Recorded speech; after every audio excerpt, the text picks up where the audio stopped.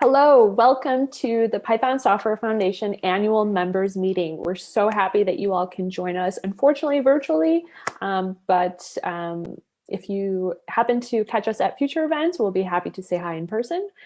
We will be having 3 of these, so it depends on whatever time zone that you're in. We're also going to be recording this, so you can catch this at an off time. There is a chat component here, so feel free to ask questions during the presentation, and we'd be happy to answer them. And we'll also have a live Q&A session at the end.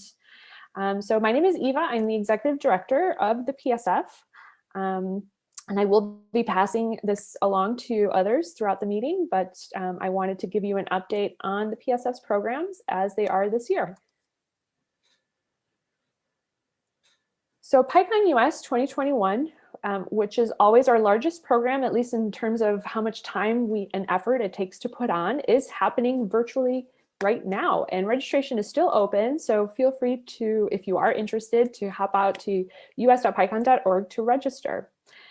If you are not able to make it for whatever reason, every talk and tutorial will be available on YouTube after the event for those that can't attend. And we do hope to see you in Salt Lake City in future years, because that is where we'll be booked. Fingers crossed for 2022 and 2023. So the PSF's grants program was paused for a brief moment in 2020, but at the end of the summer, we were able to relaunch it, at least to focus on virtual events, sprints, and outreach. We will reassess funding in-person events after this summer, but for now, we're going to focus on virtual events. To find out more about the program and our criteria for applying, as well as the link to apply, please go to bit.ly/PSF-grants. So on to new and exciting news. In March, the PSF hired its first ever Director of Development, and we're super excited to have Morgan part of the team. I'm sure you'll see her at virtual events this year and in-person events coming in the near future, hopefully. Morgan was hired to spearhead our fundraising efforts, and that takes the shape of either sponsorship, donation drives, membership drives, grants, etc. So be sure to say hi to her when you see her. And we're really excited about the CPython support that the PSF has been able to step up and kind of fill that role this year, thanks to the support of Google for the financial grant that Phyllis Dobbs will talk about later on today. So the PSF did launch its call for resumes to hire a developer in residence to support CPython, and it's been a long time coming, and we're super excited about it. So the tasks that this person will help us fulfill includes addressing PR and issue backlogs, as well as gathering data points from existing sources and surveys that they're going to run to determine priorities and really help the steering council create kind of like a roadmap for CPython for at least the coming years. And similarly, a similar role is in the process for the Python packaging ecosystem. PSF is in the process of finalizing this new position, and I do hope that by the time this video airs that we will be doing call for resumes, but this role will help the PSF manage packaging grants for fundable work, as well as surveying community and corporate stakeholders to help prioritize and work with existing members to create a sustainable path forward. So also kind of a roadmap approach. And we're really thankful to Bloomberg for financially supporting this role for 2 years. We couldn't have done it without their help. And we have some new fiscal sponsorees that have joined the PSF recently. And you might be asking, what is a fiscal sponsoree? So one of the large programs that the PSF provides to the Python community is fiscal sponsorship. And through this program, we help support Python projects or groups to receive financial, legal, and other support from the PSF. The PSF has added 3 new projects to its fiscal sponsorship program recently, and that brings us to a total of 13. So we welcome PyPA, Jazz Band, and PyRVA to the team. And we're also in the process of strengthening our relationship with the PyLadies fiscal sponsorship project as well. Did I just skip a slide? I did. Sorry about that. If you are not yet a member of the PSF, we urge you to sign up today. We published a recent blog explaining what each membership level is and the links on how to sign up for each of them. And that's included here in this bit.ly link, bit.ly/PSF-MEM. And of course, if you would like to ask a question outside of this event, don't hesitate to contact our staff at any point in time. Our email address, which comes to the whole group, is psf-staff@python.org, or feel free to ping us on Twitter at any point in time. My Twitter handle is here, as well as the PSF General Twitter handle as well. And now I'd like to toss it over to Phyllis Dobbs, who is the PSF's financial controller, and she's going to walk you through our 2020 financials. I'm Phyllis Dobbs, and I'm going to go over the performance for 2020 with you. And what I'm going to do is start off with net income. You'll see that our first item there of revenue, program service revenue, it was down 2.2 million, but that is basically due to the cancellation of our in-person PyCon US. So, but we did also offset that revenue loss by reducing expenses $1.8 million in program service. But in good news, despite the pandemic, we had really strong contributions, membership dues, and grants, including a sizable Google grant that we received in December of 2020. So you'll see we are actually up in that line item in revenue. So overall, our net income was $579,000 for the year. And that is the result of the community's donations and of tickets and sponsorships, so that generosity has made a financial impact to the PSF. And it lets us keep moving on with our programming. What I'd like to do is then expand a little bit on our program expenses for last year. And this is our largest item. You'll see that this year, the packaging work group is the largest item at 48%. Now, usually PyCon is much larger. It's only came in at about 20% for last year, again, due to the cancellation. Typically, it's about 3/4 of our total program expenses. And then, other than that, we had about 15% on grants. As Eva mentioned, we had paused the program when during the pandemic. And so we didn't spend as much as usual on that particular program. And then our fiscal sponsorees were about 16%, again, a bit quieter in 2020. So next, I'm going to move along to our balance sheet and talk about our performance there. So we are ending the year with about $3.7 million in cash, and that is our largest asset. We always have some accounts receivable as well. You'll see it's a little over 400,000, and that's all due to sponsorships that have signed up, but we haven't yet collected the money. So then on our liability side, we have very low liabilities. They're just related to ongoing operations, and they're lower than last year due to us not having an in-person PyCon in 2020. So overall, we did really well despite the pandemic. And what I'd like to show you next is our asset trends. And you can see since 2015, we have continued an upward trajectory.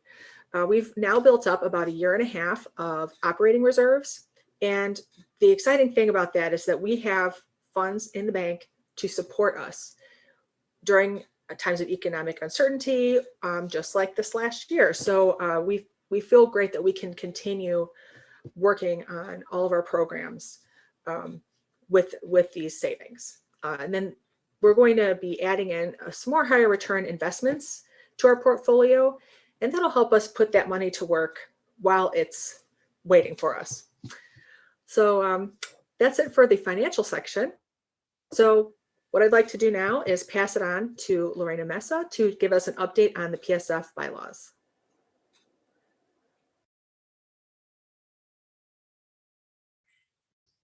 Welcome, PSF members, to the annual PSF member meeting, and welcome to it in a virtual format. For those of you who I have not yet had the opportunity to get to know, I would love to give a quick introduction. My name is Lorena Mesa, and I am the current chairperson of the Python Software Foundation. My pronouns are she, her. And as we all know, it's been from May 2020 to now a year of many firsts, including our first virtual PyCons, as well as our first virtual PSF members meetings. That is these meetings, at least. This past year also, the PSF Board of Directors kicked off a discussion on our PSF Discuss page, soliciting your feedback on board election reform. We were so thankful to have received so much useful and meaningful input, particularly on the continued need to invest in diversity and inclusion efforts as it relates to the PSF's mandate to, quote, support and facilitate the growth of a diverse and international community of Python programmers. Earlier this month, Ewa sent an announcement to the PSF-Vote mailing list detailing the bylaw changes that are going to be introduced for this year's member vote, including adding section 5.15 to limit co-affiliation on board members, and second, modifying section 4.8 on PSF fellows. Let me detail a little bit more on the motivation behind these changes. Firstly, on the motivation for the bylaw change on section 5.15 to add a limit to the board members' co-affiliations. Like many of us in the Python community, we may happen to share employers or have affiliations with organizations that are really in support and love working with the Python community. Our motivation for this limit is to help us promote the quality of director service to the community, as well as to limit the unlikely chance that any single entity could gain a majority control over the PSF. In short, this change is meant to safeguard the integrity of the PSF. Now, in regards to the second change, the addition of the language to permit the fellows work group to be fully empowered to handle the approval of fellows is mainly born from the preference of the board to permit the fellows who are the actual members of the work group to themselves own this process. It stands that the fellows have the proper expertise and oversight to own this process. So while these are the only two bylaw changes for vote during this year's upcoming election, there are actually two other issues that the board has actively been in discussion on, including term limits for directors and appointed directors. The feedback we received last June laid out very compelling arguments for both of these topics, and the board has been deeply invested in these issues. With the ever-evolving nature of the PSF, though, we, the board, have been very thoughtful in our discussions about how these changes would work and how that would in turn impact the PSF's mandate and the overall vision of the PSF. We are actively continuing to work on these discussions, and we welcome any and all feedback on these topics should you wish to engage in them. I look forward to participating in lively discussion with you all if I'm in a PSF member meeting with you. However, if that doesn't happen or we need to continue the conversation after the fact, please do reach out. You can reach me at Lorena at python.org, or you can reach the entire board at psf-board@python.org. In short, I want to sign off and say to you all to live long, Python, and prosper, y'all. I'm really excited to be here, or at least virtually in a remote context, be with you at some of these members meetings. And I look forward to having some good discussion with you all.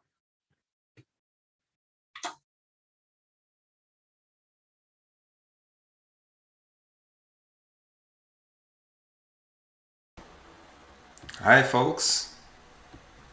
Let me add Thomas in here. Hey, so welcome to the annual members meeting. Those are the two pre-recorded videos that we have to show you, but now we're live and we have a couple directors hanging out in here to answer questions.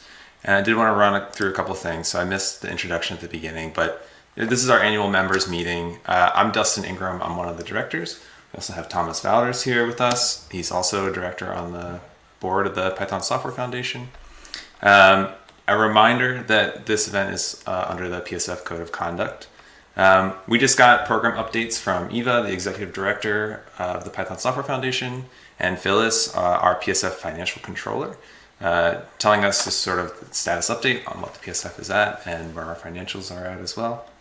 And Lorena gave us a good, our chair of the board, she gave us a good update on where the board is at and the things that we're working on and how we're planning to make some changes to the PSF bylaws. And so to reiterate what Lorena just said, as well as electing some new board members this year, nominations are currently open. we will be also putting some changes to the bylaws up for a vote. So for more information on these bylaw changes, existing members, there is an email in your inbox with the subject line PSF Board Proposed Bylaw Changes for June 2021 ballot. And during the election, in addition to voting on who will be on the board, you'll also be able to vote whether these bylaws should be enacted or not as well. So speaking of the upcoming election, we have an election coming up for the PSF board. PSF board members sit on 3-year terms. And so every 3 years, we have some folks that rotate off and some folks that rotate on. So I just joined the PSF board last year, so I'm on my 2nd year in this election, so I'm not up for re-election. Thomas, I think, is one of our longest serving board members. Thomas, how many years has it been now? Only 1 year, because I was not re-elected 2 years ago, and then I was re-elected last year. But before that, I think I served in total something like 9 years since 2003 or 2001. Yeah, Thomas has been here a while. We appreciate all of his experience on the board as well. We also have some exciting new roles that we're adding to the PSF as well. So, so this is, I jumped ahead a little bit. So we wrote up a job description for the board director. So the board director is not a paid position. We're all volunteers. But just to give folks an idea of what we are, what we expect out of folks that serve on the board, we wrote up a little job description to give you an idea of what we do and how we interact with the PSF staff and PSF community as well. So this is a brief summary. The full text is available on discuss.python.org on this discussion topic, the link at the bottom. But basically, board members look out for the PSF. We help ensure the PSF is doing its mission to ensure Python is, available and healthy and have a robust community around it as well. Board directors attend meetings. We do an hour meeting every month. We chat on Slack asynchronously when we're not having meetings and have discussions about things that PSF is up to or new stuff showing up on our docket.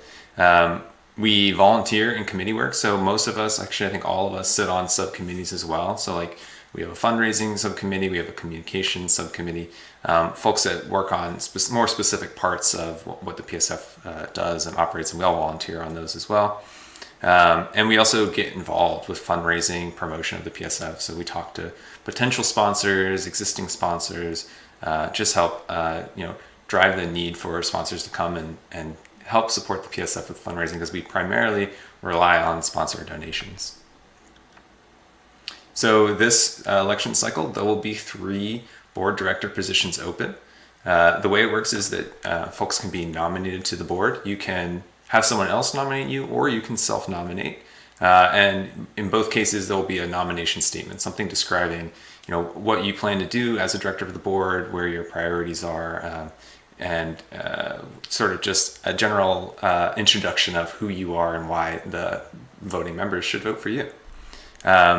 The nominations are open until May 31st anywhere on Earth this year. So that means if it's May 31st anywhere in the world, the nomination period is still open and you can still be nominated or nominate yourself. And then after that date, voting will open and voting members will have the opportunity to vote for nominated candidates that they want to see on the board.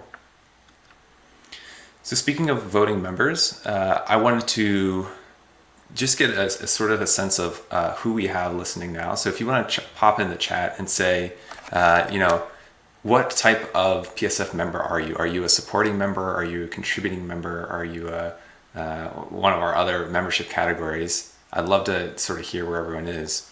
And there's a lot of membership options available. A lot of different ways that you can become a member. If you're watching this now on YouTube in the live stream, you might not be a member, which is fine. But it's fairly easy to get on board and be a member of the PSF. So if you want to become a supporting member, that means that you contribute financially to the PSF. And that is a minimum of a $99 a year donation. And you can register at psfmember.org to become a supporting member today. If you are a contributing or a managing member, this means that you give more than 5 hours a month of volunteer time on Python-related projects, events, or organizations, and you self-certify and apply to become a contributing manager. No one is actually going to check up on you, make sure, yeah, you're getting those 5 hours this month. But if you feel like you're giving about 5 hours or more per month, supporting really anything in the Python ecosystem, if you support popular open source Python libraries, contribute to our working groups, anything like that, you can become a contributing or a managing member. There's also a fellow. A fellow is a membership category that is somewhat harder to achieve. You are generally nominated to become a fellow, and that's determined by the board who becomes fellows and who doesn't. And these are people that are recognized for being exceptionally giving to the Python community and really going above and beyond in their volunteer time and how they've contributed to the wider Python ecosystem. And also for a yeah. longer period of time as well. It's not just that one big donation, it's consistent support and contributions to the Python ecosystem.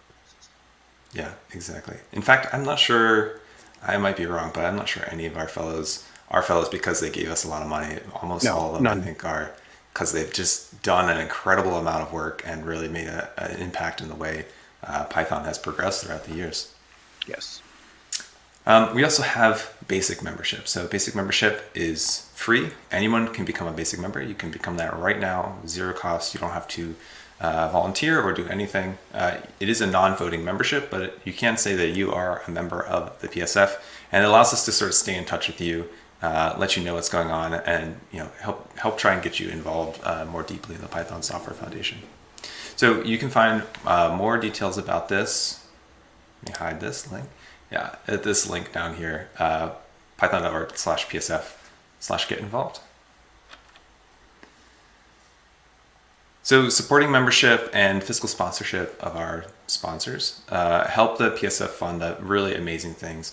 I like to say that the PSF really needs two things to run. It needs time, volunteer time, staff time, and money. Money to pay our staff, money to pay for infrastructure like PyPI, and to fund some new and interesting roles perhaps as well. So right now we are running our May 2021 fundraiser. And the fundraiser is really exciting this year. I'm really excited about this specifically. Anyone that donates more than $99 or becomes a supporting member during the May fundraiser will have an opportunity to get a free limited edition Python shirt as a member gift. And that's free, and that includes shipping to anywhere on the earth.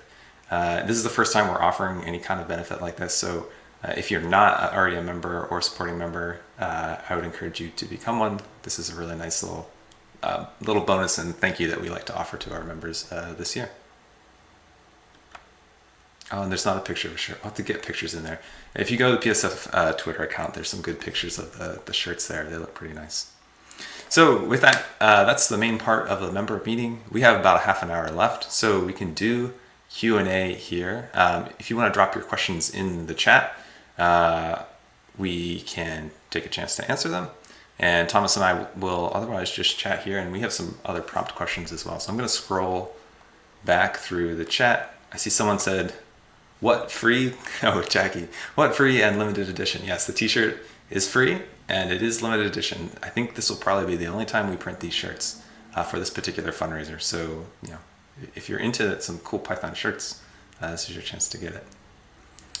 Barbara says she's a supporting member, but looking forward to changing that this year. Barbara, are you going to try and go for it to be a fellow? Or are you trying to really go deep into the Python community? And I hope that everyone is, that's their ultimate goal, to become a Python fellow. But some of us have day jobs as well, I think. We, in fact, have the same day job. Well, the same company anyway, which we probably should have mentioned. Right now, Dustin and I both work at Google. Right now, we also have Katie as a board member who works at Google, which means there are 3 Google employees on the PSF board, which is, I think, sort of why the bylaw changes that Lorena mentioned came up as well. We want to avoid any company, even Google, even though it's a great company to work for, to be able to get control, even if Google buys up another company that happens to have 2 members on the board. We want to prevent anything bad from happening, because that wouldn't be good for the PSF, even though it would be good for the company we work for. Not that Google would do this, of course. Of course. We have a question here from Eva herself. She wants to know, how much time do either of you spend on your PSF board roles? Thomas, you want to go first? Well, mine's a little complicated because I'm also a Python core developer, and I'm also on the Python Steering Council, which is the language governance rather than the foundation governance. And all of those sort of blend together. I think it's a couple hours a week usually, and then something like PyCon comes along, and that takes up a lot of hours, planning and preparing and being nervous about things and being really excited watching presentations and talking to a lot of people. So it's very hard to say, but throughout the year, a couple hours a week, more if I want, there's a big email I want to send out, think about for a long time. Not much more than that. Yeah, I'd say for me as well. I mean, it's fairly great because long before I was on the board, I was doing PSF community stuff sort of for fun because I enjoyed it and I thought it was really important. So I also spend a couple hours a week. It's definitely more now that we have board meetings and subcommittee meetings that we participate in, and it is also like part of my day job. I'm a developer advocate at Google, and one of the communities I focus on is the Python community. So makes sense for me to be here and working on Python projects like the package index and things like that. So for me, it's hard to say, the lines sort of blurred a little bit here and there, but I think most of our board members spend a couple hours a week, not a ton, participating in mailing list discussions and things like that are sort of the minimum requirements for being on the board. Any other questions?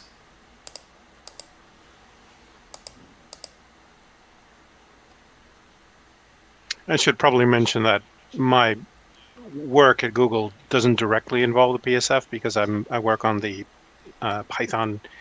I manage the Python internally at Google, not for things like App Engine, but for Google's own things internally. But my manager lets me spend work hours on Python, on the PSF, on the Python Steering Council. So it doesn't eat into my free time quite as much as it would someone else. I still get to play Fall Guys at night if I want to. Yes, some days it almost feels like working a second job to me, but most days it just feels like a fun thing I can do when I'm not working, and it doesn't fully eat up into my personal time either. There's a good balance there. And it's nice, we have a board of 11 directors, so not including the executive director and our general counsel and other PSF staff that we have. So it's not like there's just a few people. There's a lot of people that can step up and serve on the board and do board type of things. Another question: can you tell us a bit more about board meetings and what they are like? So board meetings are we set an agenda the month in advance of the meeting, so we have a fairly good sense of what we're going to talk about. So folks come prepared with ideas and discussion topics for those particular topics that we have agreed to discuss.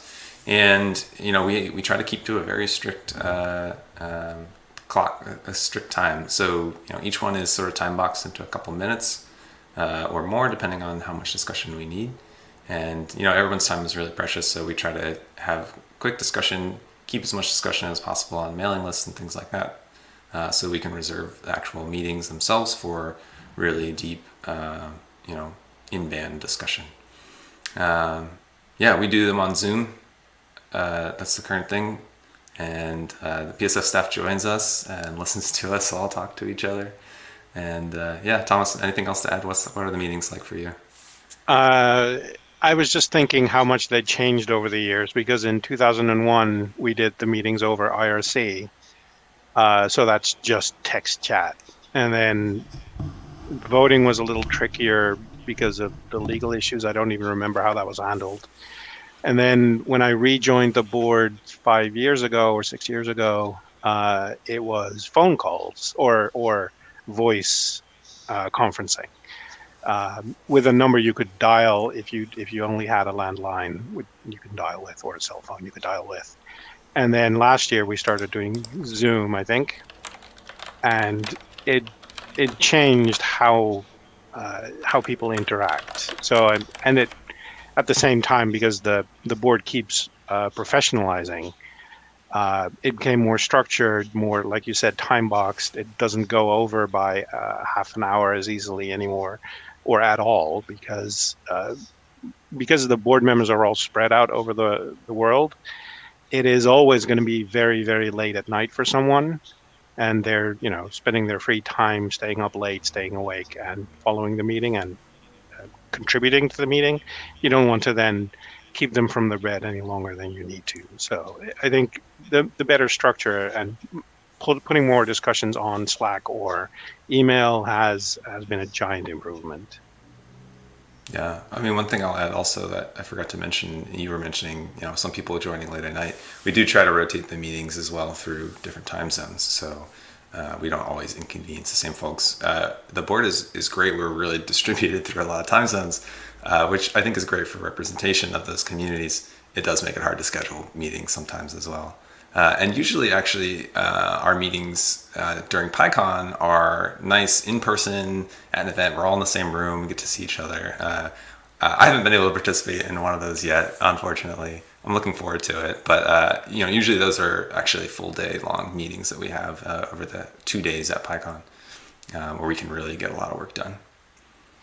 And then we also had like a full day strategy meeting or 2-day strategy meeting at the other end of the year, around October, November. We had a couple of those in Chicago, and then there was one in Amsterdam while I wasn't on the board.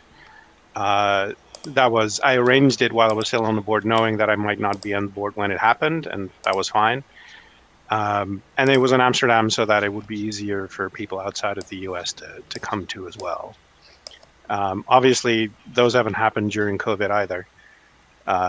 We had longer meetings, like a couple hour meetings last year, twice last year, in lieu of the in-person meetings. And like PyCon, it's a different experience. It's still useful, but I do hope we can go back to in-person meetings at least once a year soon. Yeah. I know everybody does. It's not worth saying at this point, but I miss seeing everyone in person very much. Yeah, so Phyllis asked a question in the chat about what committees that we're on. So I'm on the finance committee. This is a committee that's concerned with keeping an eye, not keeping an eye, but reviewing the PSF's budget, ensuring that we're doing things correctly financially, providing some oversight for our accounting staff, and just generally making sure that PSF finances are running smoothly. Thomas, what committees are you on? I'm on the PyCon committee, which is oversight and input on the PyCon planning, which obviously has been pretty critical in the last year because the virtual thing is all new. That usually meets, because it's, PyCon is 1 point in the year. It usually meets once every 2 months, I believe. And then in the run up to the actual PyCon, it'll be once a month, just to make sure that everything is going well, that the staff doesn't need support that it's currently missing, or that there's something that the board members can do, and what we need to advertise to the world about PyCon and that kind of thing.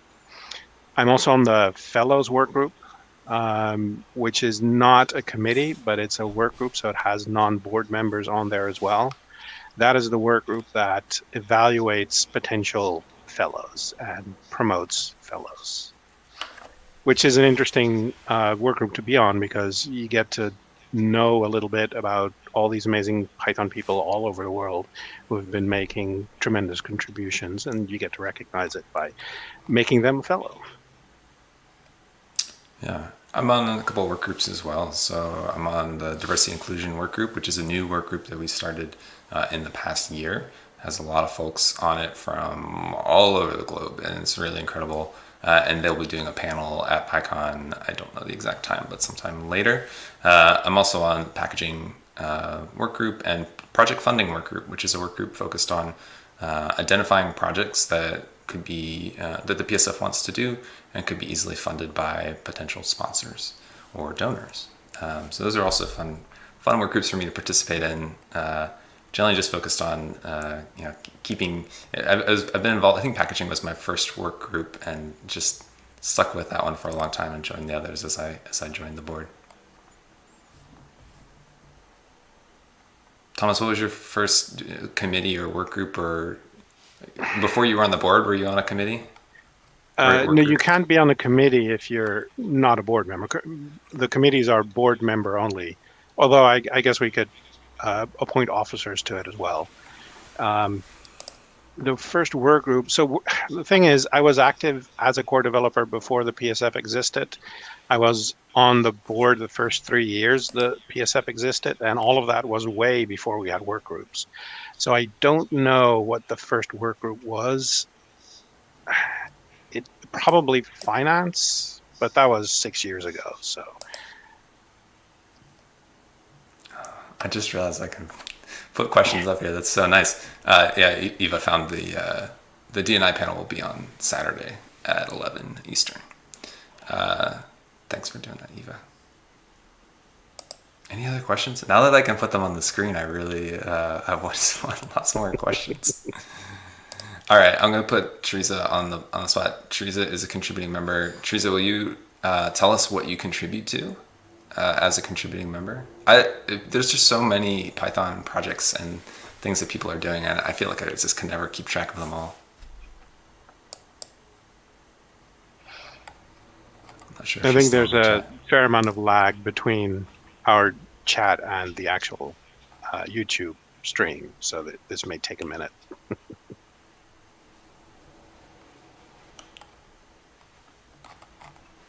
Awesome. I see David Lord has joined. David, I hope that... oh, that's the wrong one. I misclicked. David says hi. David's one of the maintainers of Flask, a super popular Python web framework. David, I hope that you are a contributing member, because you definitely... I know personally that you work very hard on those projects, and they are very impactful to the Python ecosystem. Teresa says she is a managing contributing for PyLadies. Code of Conduct work group, very important work group, and the D&I work group, of course.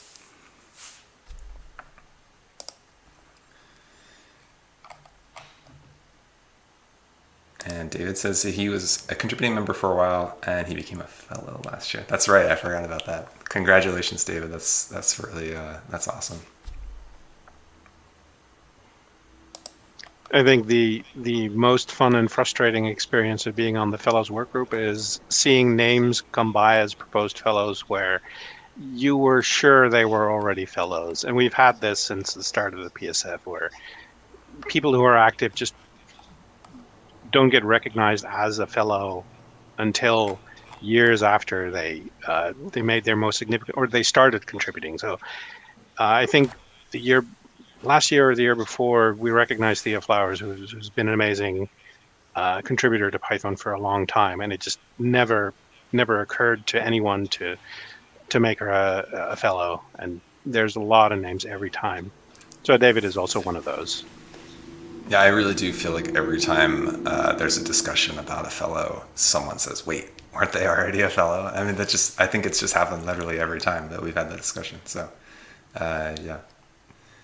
It's great that we have the ability to recognize folks that way. I mean, it's a great honor to put that much work into the community and also be recognized for it.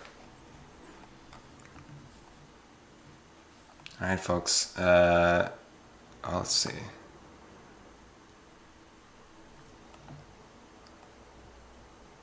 Okay. So I think we got good updates on the PSF's financial status. You know, it's really exciting to see that the PSF has sort of weathered the last 2 years, especially because, you know, having an in-person event like PyCon is one of our biggest sources of fundraising, and you know, we were able to pull through surprisingly well, impressively well. I honestly was pretty scared that we wouldn't do as well as we did. And, you know, I think we really came out the other side of it stronger and, you know, with a little more focus as well. And just, I'm looking forward to the next couple of years of, you know, having in-person PyCon next year, fingers crossed, and going from there. Phyllis asking a question: how do board members evaluate grants? Thomas, you want to take that one? I I think we all have our own process. There's a separate work group for grants, which doesn't directly involve the board, and we set sort of guidelines on the limits of amount per person for a particular in-person event or for a virtual event, and the kind of like how involved it needs to be with Python, because some projects are just programming tutorials where some of the programming will be in Python or that kind of thing. And then anything that falls outside of those rough guidelines, if the committee or if the work group thinks it's still a worthy thing to provide a grant to, then the board will just discuss that.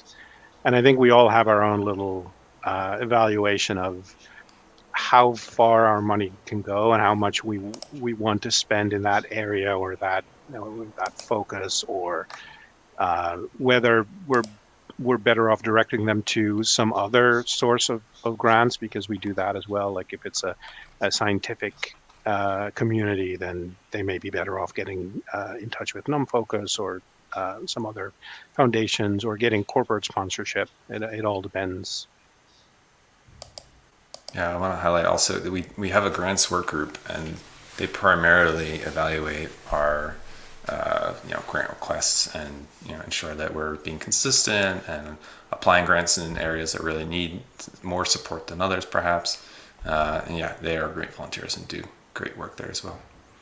Speaking of money, we have a question: what are the PSF's needs with regards to funds? If we had $10 million, say every corporate user chipped in, what would that be used for? That's a great question. I think something that's always on the PSF's radar is growing our staff. So right now we're in the process of bringing in a few new roles. One is the CPython developer in residence. This is a funded position. So right now, the PSF didn't have to save up to produce this role, but in the future, I think this is probably something we'd want to keep around, and being able to do this consistently, whether or not there is a sponsor to fund it, I think would be, to maintain consistency, this would be probably something that we'd want to do. And that's exactly what Ewa just said. Help sustain that role of developer in residence. We also are in the process of hiring a project manager for packaging and PyPI, which I'm super excited about. We've had a lot of incredible volunteer work there over the years, but you can only expect so much of volunteers. It'd be nice. It's really nice for us to be able to hire paid staff to focus on this infrastructure that the PSF provides to the community, to ensure that it's robust, and we're doing feature development and building the things that our users really need. Another thing is just being able to pay developers to work on really specific features for both packaging stuff, PyPI stuff, maybe CPython stuff, outside of the scope of developer in residence roles. That could be interesting as well. PSF also uses its funds. This is like not the most exciting thing that we use our funds for, but we have staff. These staff keep the PSF running on a day-to-day basis, and they deserve to get paid. So part of what we raise money for is to pay our staff and support our organization as a nonprofit, to support our trademarks and copyrights for Python, PyPI all over the world, not just in the US, but many other countries as well. Those things all cost a lot of money. So if you have $10 million to give us, we'll definitely find a good use for it. I think that's certainly true now. I think 10 million is within reach of what we can actually spend. If you were to say, give us 100 million now, then we would struggle to find a good use for all of it. And if you gave us 10 million 5 years ago, we also wouldn't have known what to do with it. So it's just a matter of slowly upscaling what we can spend and how we spend it, and have the oversight in place to make sure that it doesn't go to waste or isn't misused, and gives us bang for the buck, because we have a duty to be not skimpy, but frugal and sensible about how we spend the money that people donate to the PSF. And I think the packaging work group has been really good at getting grants so that specific things can get funded. So the PyPI work from a couple of years ago got funded through external sources, and then some extra work got funded on top of that, which gave the PSF the ability to show that it can actually sensibly spend the money on working on features like that, which then in turn showed that we can hire for something like a CPython developer in residence or a PM for the packaging work group and get even more bang for everyone's buck. But I think it's a slowly ramping up process. However, like I said, I think 10 million is within grasp of what we can sensibly handle right now. So if you do have 10 million, then come talk to us. We'd love to talk to you. Eva brought up a good point as well. Our staff also support our volunteers. So like the volunteers depend on the staff to help organize them and grow our volunteering program. And also, our staff helps oversee all the fiscal sponsorees. We have a lot of projects like pallets, which, I mentioned David earlier. David is also contributed to the pallets project. They are a fiscal sponsoree of the PSF. The PSF is sort of the umbrella organization for them as a nonprofit. So in order for them to be able to accept donations and funding for that project, the PSF and its staff also has to exist. So the PSF staff, they just keep it all running, and so well and smoothly as well.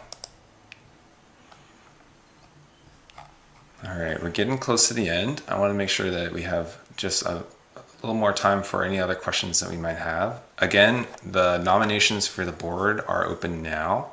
We have 3 seats that are up for election this year. You can self-nominate, and actually, personally, I'd recommend self-nominating. It allows you to really tell your own story as much as you want. And this is the statement that everyone will read when they're evaluating the candidates. So it's super important to have yourself represented well there. I do believe if someone else nominates you, you get the chance to add to that nomination and make your own statement. It's not someone else throwing you to the wolves with whatever words they describe. Right. I'd also encourage, if you're thinking that you want to nominate someone, you should probably talk to them first as well. It's a big responsibility to be on the board, and it's not for everyone, but make sure that you check in first before you nominate somebody. And we are in our fundraiser right now. Don't forget, there's this contributing member gift that we're offering only to folks that have become contributing members or donated more than $99 in this fundraiser. So please join, please become a member. If you're a contributing member, you give more than 5 hours a week, you can self-certify and become a member of the PSF, and we will be very happy to have you and give you voting rights in the next election.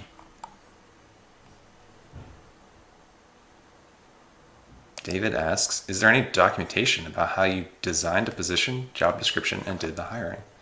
So I guess that could be a couple different things. We have a couple roles. So this might be about the CPython developer in residence. So that was a role that we had originally applied for a grant for from a different organization. We'd written up a proposal to have that funded. Sadly, they weren't able to fund it, but we actually found a different organization that was able to fund it and got that role hired. So we basically wrote a job description for what we would expect someone who was working on CPython as a full-time staff member, what we'd expect them to do, including actually doing development work, but also a lot of the community work and triaging of issues and things like that around CPython development. I don't know, Thomas, as a core contributor, do you have anything to add to that, what that role was like? Well, the process was a little, let's say, suboptimal, because we've been thinking about this for a couple of years. We were going to do it last year. We were hoping for collecting funding for, I think, 3 core developers in residence. And then COVID happened and PyCon didn't happen, and we had to basically scrub it. We kept around the idea, and we did have like a priority list of things we wanted to do. And then I think the CZI grant came along where the funding work group thought it would be a good opportunity. I think Sumana originally pointed us to the grant and suggested it for CPython. So then we somewhat rushed, worked on a grant, a description of the job that fit the CZI grant, which is about 2/3 of the work of doing the job description and the hiring, etc. And then when Google came along as a visionary sponsor for the PSF under the new PSF sponsorship program, they wanted, and I say they because I wasn't involved. I don't know if Dustin was involved within Google, but I was not involved at all. So I was quite surprised that Google showed up as a visionary sponsor and wanted to sponsor the CPython in residence. That just sort of clicked and matched up. Yeah, it just made sense. And that's part of the goal of, working groups like the project funding working group is just, let's describe the problem or the job or whatever we need in a way that makes it really easy for sponsors to come and fund it, to say like, yes, we think this is a good idea. Yes, this is something that we could use as well. Let's do it. So we sort of realized over the years that's a big part of helping bring in that kind of funding, and I think it's been working really well in the past couple of years. And Thomas mentioned Sumana. Sumana's been an incredible driving force. Sumana, if you're watching, we appreciate all the work that you do. I think she really taught us how to do this well, and I love working with her, and she's brought in so much great projects and funding to the PSF over the years. Let's see. Lorena was trying to share a doc. We do have a job description for PSF director role as well. So I think David was asking about how we, made a job description to hire developers for open source projects. But I think for any volunteer role, it maybe makes sense to make a job description, just what we expect volunteers to do as well in those positions. And yeah, I'm trying to see in the Slack if there's any other leftover questions there. I'm going to try and make sure we have a photo or a picture of the member t-shirts that we're offering this year. I think they look really awesome. Thomas, anything else you want to add before we sign off? Nothing comes to mind. I think we covered the gamut very well. Well, I want to thank everyone for joining and watching. We appreciate you all as members. If you're not a member, please consider becoming a member. We appreciate everyone in the community, but we love to have folks join the PSF and be contributing members, voting members, participate more and more in the organization itself. Thanks for watching. We'll be doing 2 more of these. So if you have friends in APAC or EMEA, so Asia Pacific or Europe time zones, we'll be doing 2 more of these. Tell them to come and join. Same format, different folks. Love to see you there. All right, take care. Bye, Thomas. Bye-bye.